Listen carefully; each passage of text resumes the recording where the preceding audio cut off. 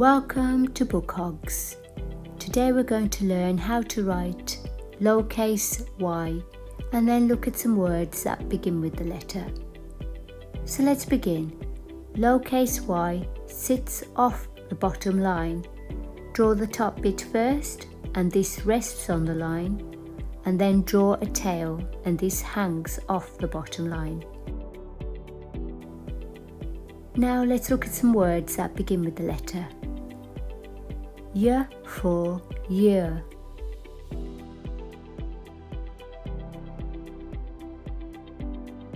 Y for yacht.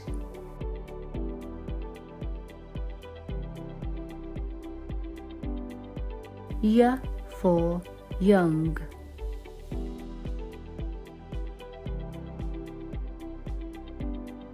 Y for yogurt.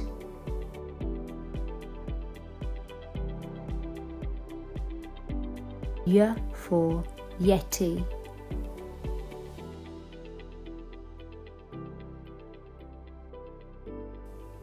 If you like this video, please like it and don't forget to subscribe for more videos like this. We also have free worksheets on our website at bookhogs.com. See you next time.